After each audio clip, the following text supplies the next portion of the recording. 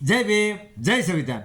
આ only one દુદાણાના સરપસ એટલે ભોજ્યો ભોજું ભોજા એ ભોજું તને ગામની ગ્રાન્ટો ખાવાની મજા આવે છે? તને ગરીબના ગળા લૂસવાની મજા આવે છે? તને ઓલી ગાઉની પોપડી ખાવાની મજા આવે છે? એ બધું તને કોઈ ગરીબ માણસની દીકરીઓને શિષ્યવૃત્તિ મળતી હોય તો બંધ રખાવીને તને ખાઈ જવાની મજા આવે છે? તને ગામની દીકરીઓની કોઈના લગ્ન પ્રસંગ બગાડવાની મજા આવે છે? તને ગરીબ માણસો લાઇટમાં આમ તેમ આકડિયા નાખતા હોય તેને પકડાવવાની મજા આવે છે? એ બધું ઓલો ટીડિયા સાહેબનો કેટલા ટકા ભાગ? મહુવા તાલુકાના ટીડીઓ સાહેબ પાછા આપણને કંઈક તમને અહીંયા ફિટ કરાવી દે. અમને ખબર જ છે તમે ફિટ કરાવવા વાળા જ સવો. તમે આખી ટંડન ટોળકી સવો.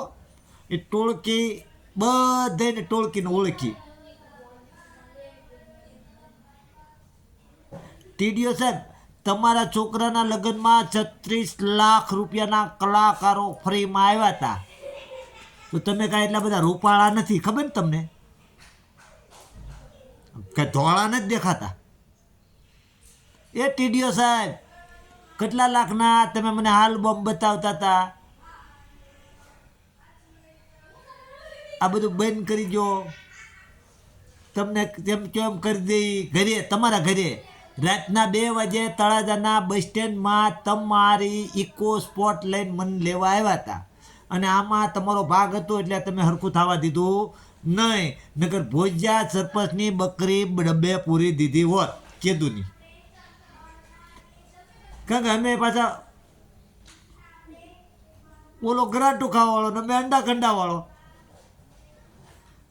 અમે કેટલુંક જન્મની કોકના પૈસા કોકની પાસે લઈ લઈને અંડા કંડા કરી કરીને તમારી માથે ખેલ કર્યા, પણ જીતવા દીધા નહીં. પણ ધ્યાન રાખજો, તમારા ઉપર એસઆઈટી બેહાડવાની છે. તમે મહુવા તાલુકાના કેટલા ગામમાં અંડા કંડા કરી ગયા ને. ભોજ્ય તો દુધાણામાં જ કર્યું, પણ તમે તો આખા મહુવા તાલુકાનું કરી ગયા એવું મને લાગે છે હવે. અને સબૂત છે હો.